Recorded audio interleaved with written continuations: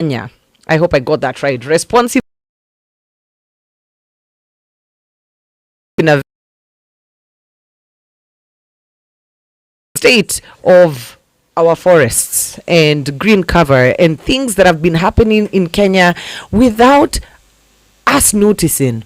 And so many things are screaming at me right now. Only are the watchdogs not working, but they're intentionally being weakened. Policies are being put in place and used to make sure that we are weakening these institutions and making sure that the politicians are the ones in charge.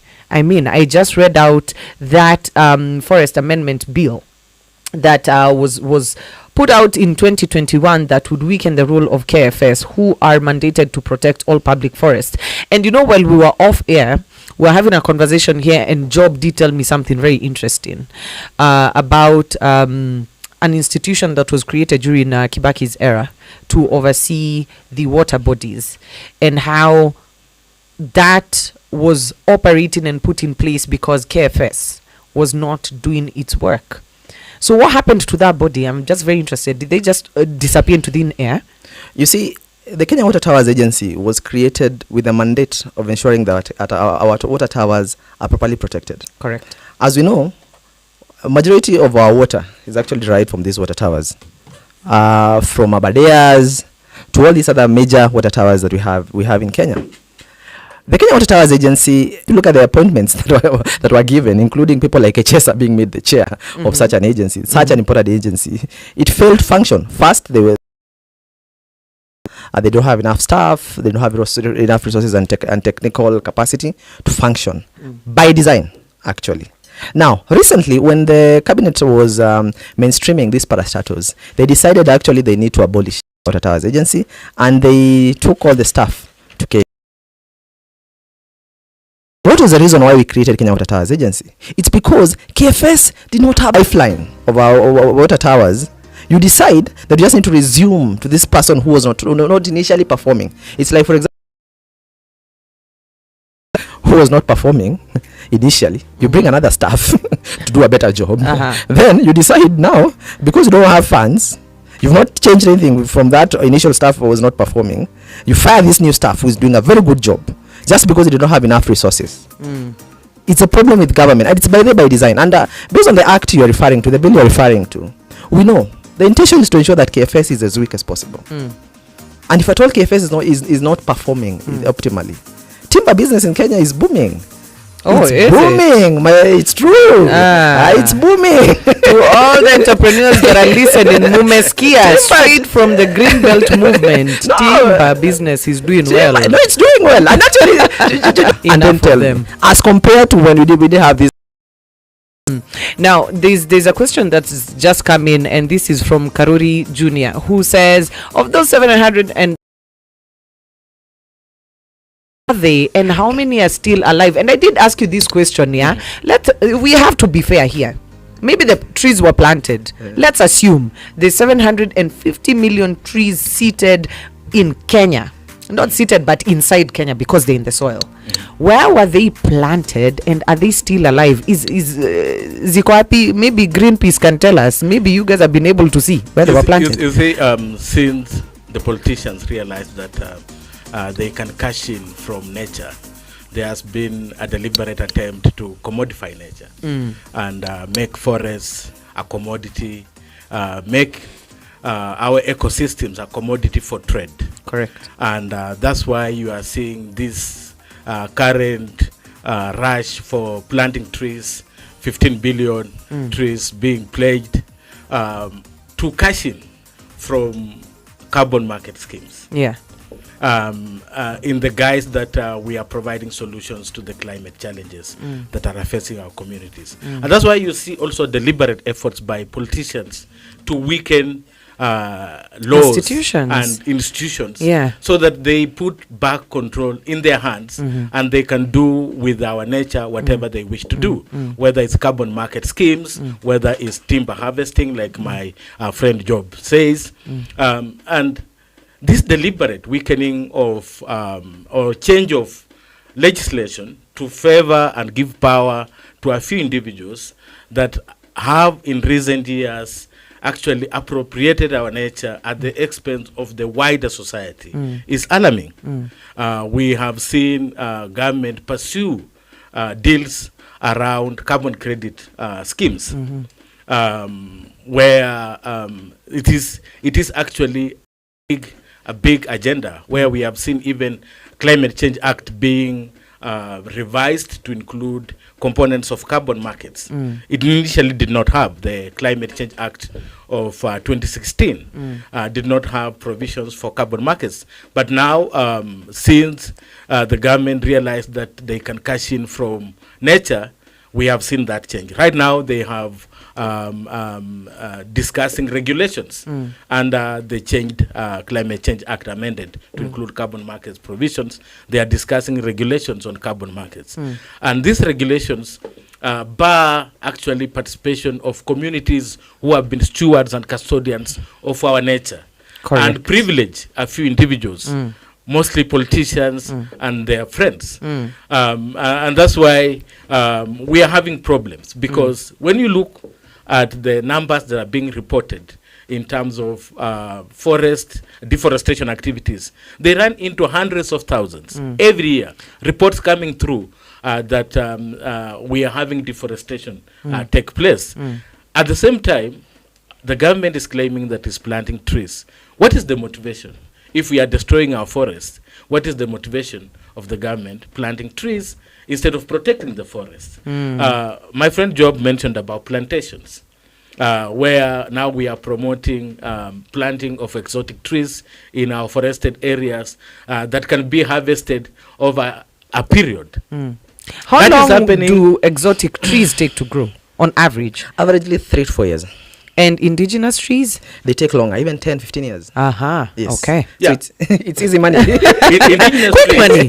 provide actually great ecosystem services, including protecting our climate, protecting our soils, and all that.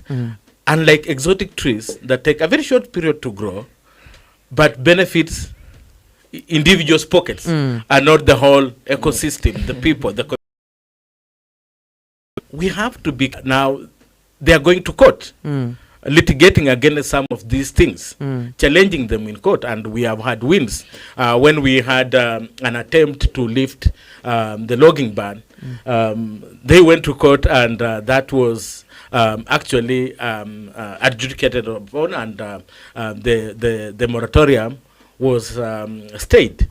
Greenpeace right now, we are running a big petition asking the public to sign on to the petition to ask the minister, the CS in charge of forest, to protect Kenyan forest, to match the rhetoric with actions. We cannot have a government that is talking about planting. It is undermining the integrity of our forests. Where can people sign this petition? Because my question, approaching our forests always yields results. The most recent one, of course, being Ngong Forest, and happening without his knowledge. But again, he could argue out and say he had Kenyans find that petition. Yeah, the petition is hosted at Greenpeace, greenpeace.org. Greenpeace.org, yeah. Correct? Africa. And I would encourage the public to go onto the website and petition demanding that the government protects Kenyan forests. But also it rescinds all the plans to forest to create a border town. Actually, really, do we have to really... And you're slapping me with facts. Actually,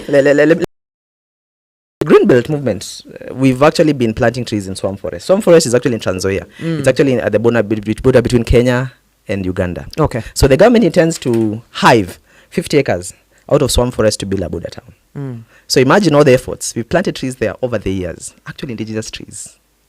It's a forest. So these guys want to actually properly create a town in expense of a forest. Sorry, at this point, I to to think that we want to turn Kenya into proper bare land. Very loosely, we have one Jay McCormick. Thank you for first of all tuning in. Jay McCormick. Thank you for first of all tuning in. And he says those percentages and facts about forest cover are true. Cause as we speak, I live next to the Thogoto forest, and it's disappearing real fast. And of course, the hashtag that goes with this is stop impunity. Your final call to action to anybody that is to this interview, and how we can be part of the movements and initiatives and the campaigns that both the organizations have going on, in terms of, one, sensitizing the public about what is currently going on with forest cover, not only here in Nairobi. Just because we are hearing the Goto Forest, Karura, and Ngong Forest, we have so many forests across the country, and the awareness has to be created. So how do we go on about making ourselves aware of what's going on, and also what's the action that we need to take, of course, outside signing the petition that I'm just now looking at greenpeace.org, greenpeaceafrica.org. To anyone listening, they can go sign the petition. Your final thoughts, gentlemen. Yeah, I think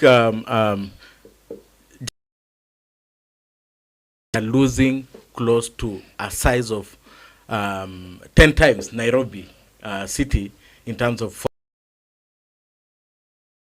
spaces are at risk. It is Uhuru Park being, and we have to pay a fee to visit, or it's being hyped up for expressway to be developed and all that.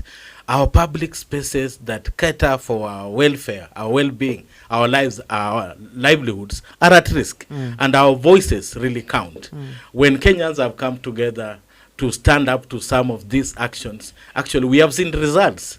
When Uhuru Park was going to be privatized and made for people to pay, when Kenyans stood up, that was rescinded.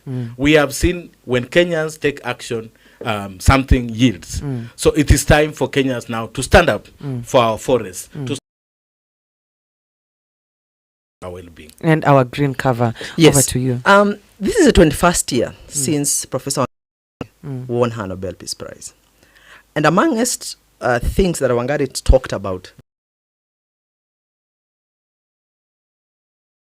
to become a hummingbird. And if you don't plant a tree, you don't actually deserve to enjoy another person's shade. Correct. This year, we are calling on all Kenyans to be very environmental in your area. We know most people might feel they are not strong enough to confront this regime. But as we are ready, give us information. The resources and the tools. Yes, give us information. Reach out to us through our website. Come with us as we do the petition with Greenpeace.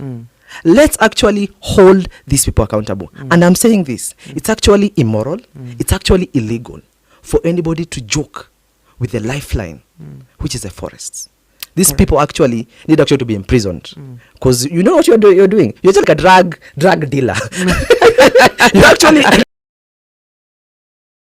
years, these people will not have water. You will kill them. Yeah, you're literally taking away resources, what we call basic needs.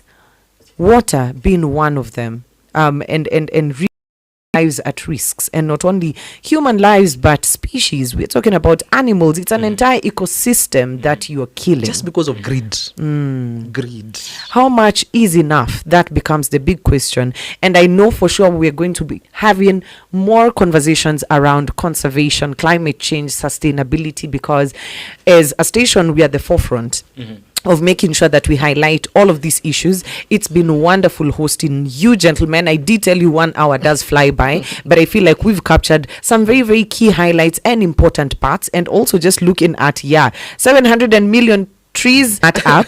That's been Amos Wemanya, responsive campaign Africa, and one Mr. Job Mui, communications and advocacy manager at the Greenbelt movement. Thank you so much, gentlemen. It's been amazing having you over here, and we know you'll be back for sure. But I want you to stick around for the news, because who knows, maybe we'll find out something more from the news that you need to go campaign about. It's our pleasure. Thank you so much for inviting us.